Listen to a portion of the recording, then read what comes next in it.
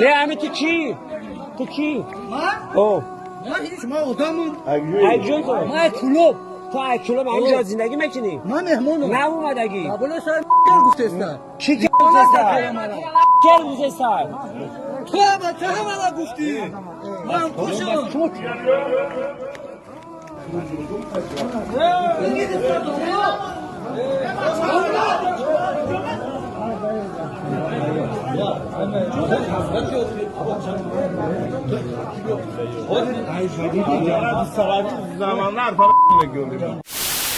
ای بدبخت تو تعالی را سلفی را نمیشناسی به سلفیت مؤمن شده نمیتانی کسی که عقیده سلف منهج سلف نداشته باشه مؤمن نیست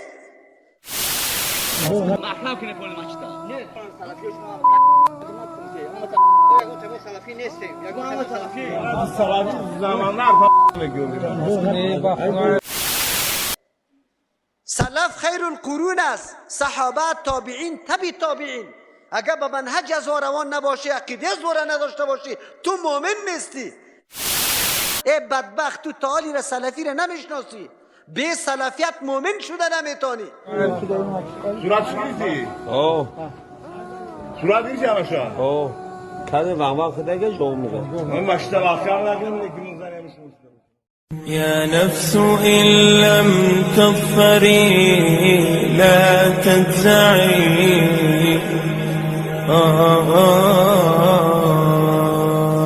سلف منهج سلف نداشته باشه مؤمن نیست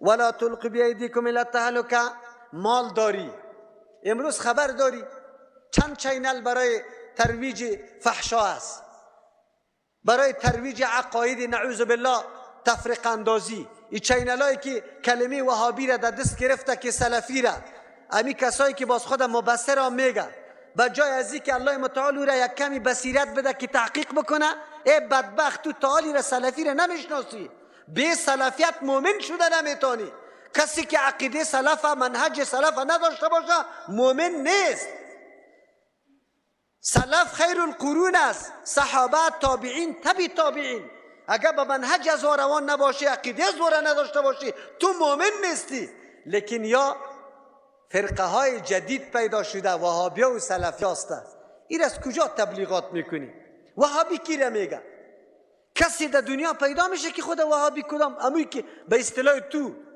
اصطلاح تو خود وهابی بگیره یا کدام مذهب پیدا کرده میتونی لیکن چینل های چوچای یهود و شیطانا تبلیغات کرده رایسته از هان مردم چقدر تخریب کرده یک چینل وجود داره که به سوی توحید الله دعوت بده یک تلویزیون برای من نشان بده یک رادیو که توحید پاک بیان کنه بدون هراس و شعر شرکی را در رادیو خود نشر نکنه نگویه که الله بر روی پیغمبریت پیدا کردی دنیا را شعرها را ترانه را میشنوی توحید درست بگویه به سوی محبت سنت پیغمبر دعوت بده برای ما پیدا کنی یک چینل یک مدرسه قرآن و حدیث که واقعا درس قرآن داده شود درس حدیث داده شود برام نشان بده درس های حدیث است فقط چپا کردن از پالوانیست است پالوانی را میشناسه سه مذهب در یک طرف است یک مذهب در دیگر طرف است مثلا کیمیا پشتگیری میشه در کلش سه مذهب چپا میکنه یک مذهب چی میکنه بگه زورآور ثابت میکنه از حدیث پیغمبر که مطلب گرفته میشه او گفته نمیشه درس حدیث کما حقه وجود نداره واقعیت است این را من واقعیت میگم نداریم یک مرکز نداریم اول ما و شما هستیم 2 سال می شما پروسه خریدن مرکز شروع کردیم تا حالی را کامیاب نشدیم که یک جای بگیریم که یک کمی وسیع باشه در اونجا مدرسه داشته باشیم لا اقل خصوصا برای ولایت 5 نفر لیلیه داشته باشیم هم از برادرام از خواهرام الحمدلله یک جامعه اثریه در پشاور است 2 جامعه اثریه است مدرسه شیخ صاحب عبدالسلام الله مرحمت کنه مغفرت کنه چقدر خواهرای امروز که ترجمه قرآن روان است توسط خواهرا شاگردای امو مدرسه است. نمیتونیم در افغانستان یک لیله برای خواهرها داشته باشیم، فارغین بدیم خواهرها را، علمای دین جور شود؟ این دین خود تنها برای مردان نیست. کدام غیرت کردیم؟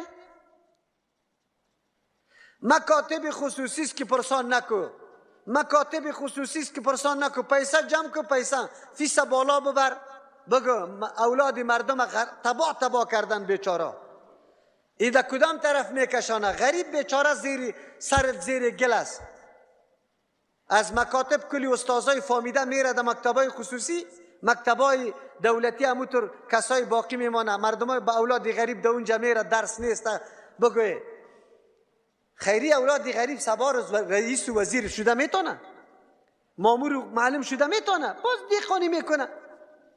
این نظام اینمی دموکراسی و لعنتی آورده، فکرتان باشه. در کدام حالت رسیده؟ امروز چی گپ است؟ مکتبای خصوصی جور شده. حالی ما از خود سوال بکنیم که نیاز به چقدر مصرف است که ما بکنیم؟ بگوی چقدر نیاز داریم؟ شما در افغانستان کدام مؤسسه خیریه را پیدا میکنی غیر از این که از بیرون جور شده باشه؟ اوی که از بیرون جور شده او را نمیگم، از داخل افغانستان مؤسسه خیریه که واقعا در مردم مظلوم در خیرش برسه داریم؟ در کجاستیم؟ قرآن کریم بر ما میگه انجینر صاحب، دکتر صاحب، معلم صاحب، مولوی صاحب، مالدار صاحب کل گیره میگه وانفقوا فی سبیل الله، خرج کنید در راه الله متعال، انرژی تانه، قوت تانه، مال تانه، علم تانه، مهارت تانه، تجربه تانه در راه الله متعال. وقتیش است. دنیای کفر بیبی از کجا شروع میکنه؟ چقدر مصارف میکنه برای ترویج فرهنگ غلط خود.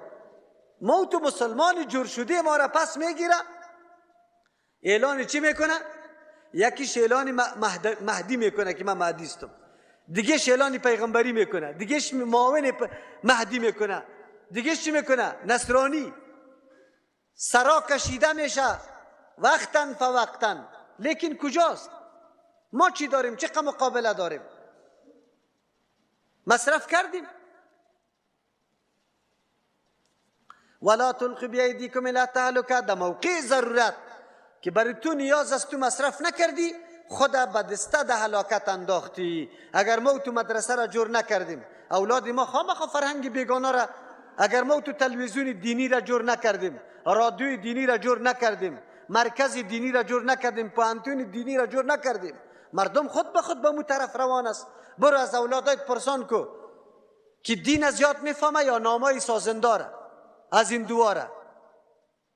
پرسان کو خودت حالت در کجا رسیده. قرآن بر ما میگه که به دست خود در هلاکت خود نندازی.